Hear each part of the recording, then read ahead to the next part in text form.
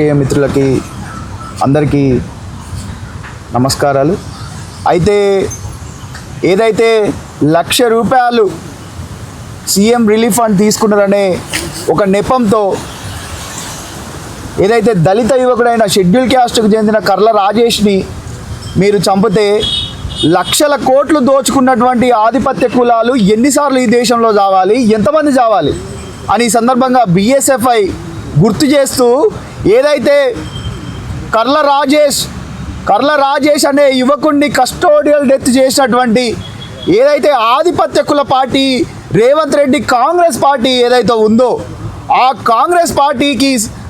కాంగ్రెస్ పార్టీని తెలంగాణలో 2029లో ఓడించడానికి బీఎస్ఎఫ్ఐ కంకణబద్దులవుతుంది.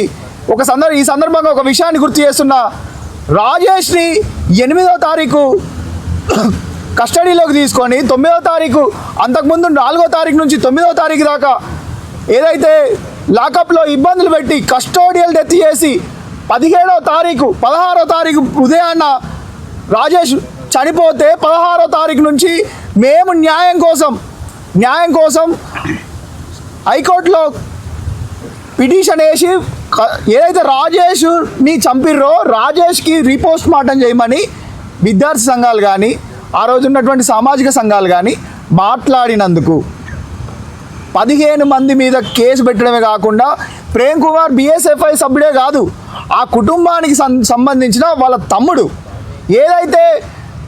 తమ్ముడు న్యాయం కోసం పోరాడకపోతే, వాళ్ళ కుటుంబ సభ్యుల న్యాయం కోసం పోరాడకపోతే ఈ దేశంలో ఎవరు పోరాడతారు?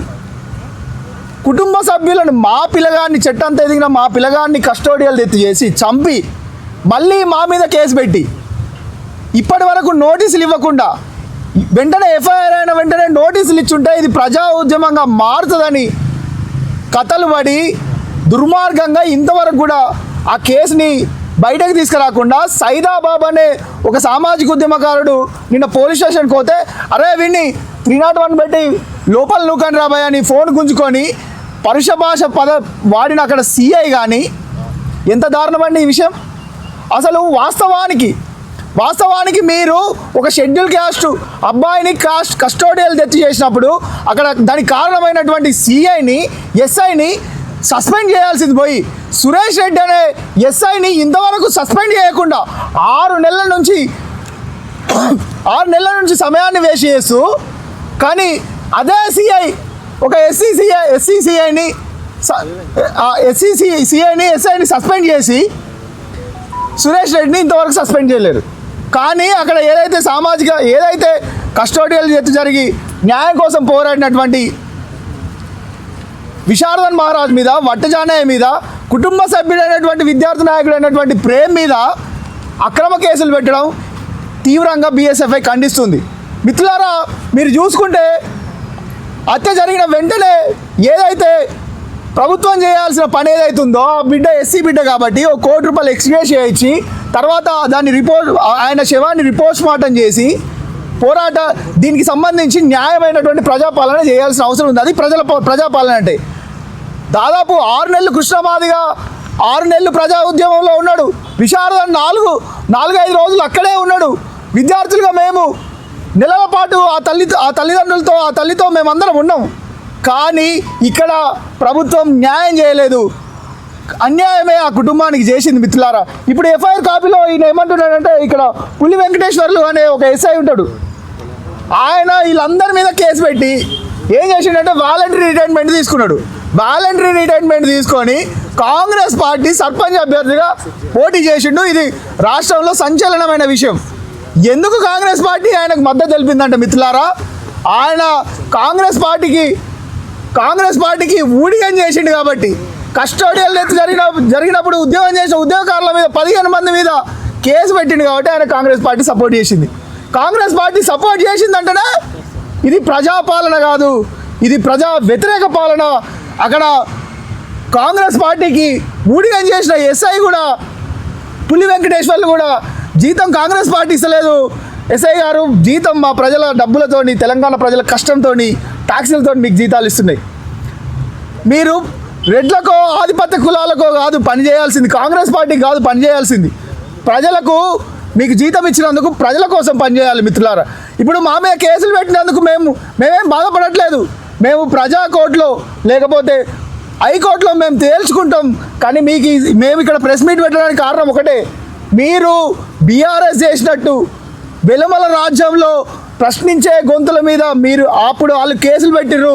అందుకనే ఈరోజు ఫామ్ హౌస్లో కేసీఆర్ పండుకున్నాడు.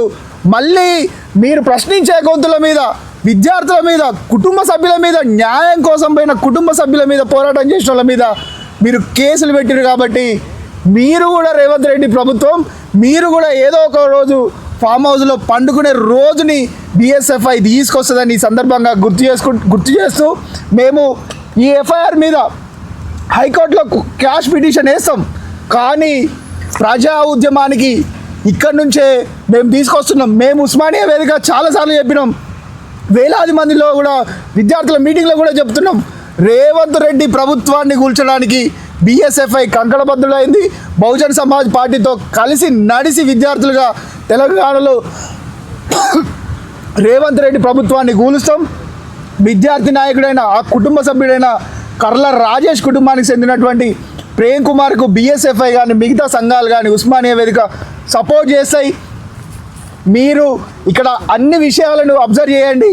ఖచ్చితంగా ఎవరైతే సురేష్ రెడ్డి ఉన్నాడో సస్పెండ్ ఇంతవరకు చేయలేరు. ఖచ్చితంగా ఆయనను సస్పెండ్ చేయాలి. ఇక్కడ ఏమన్నా అంటే చాలా మేము శాంతికి భంగం కలిగించామని రాసిర్రు. మా పిల్లోడు చచ్చిపోతే, చెట్టంతా కొడుకు చచ్చిపోతే మేము ఏడవకుండా మేము కేసులు పెట్టించుకొని మమ్మల్ని మంచిగా చంపిర్రు అయ్యా మీరని మేము మీకు ఊడిగం చేయాలా అయ్యా బాచన అలా బరాబరి తెలంగాణలో బరాబరి రక్తంలోనే ఉంది, తిరుగుబాటు ఉంది. మేము తిరుగుబాటు చేస్తాం, మిమ్మల్ని ఓడిస్తామని ఈ సందర్భంగా తెలియజేసుకుంటూ మీ అందరికీ ఈ సందర్భంగా ధన్యవాదాలు తెలియజేసుకుంటూ చిట్ట చివరగా ఏదైతే కుటుంబానికి మేము డిమాండ్ చేసినట్టు ఆ కుటుంబానికి ₹1 ఎక్స్గ్రేషియా కర్ల రాజేష్ కుటుంబానికి ఇవ్వాలి. అదేవిధంగా ఒక ప్రభుత్వ ఉద్యోగం ఇవ్వాలి. అదేవిధంగా ఎస్ఐ సురేష్ రెడ్డిని 6 నెలల నుంచి కాపాడుతున్నటువంటి సురేష్ రెడ్డిని ఖచ్చితంగా సస్పెండ్ చేసి ప్రజాపాలన అంటే ఏందో రేవంత్ రెడ్డి నిరూపించుకోవాలని ఈ సందర్భంగా తెలియజేసుకుంటూ కేసులని వెనక్కి తీసుకోకపోతే తప్పకుండా మేము ప్రజా పోరాటం చేస్తాం, కోర్టులో ఫైట్ చేస్తామని ఈ సందర్భంగా తెలియజేసుకుంటూ ధన్యవాదాలు. Thank you.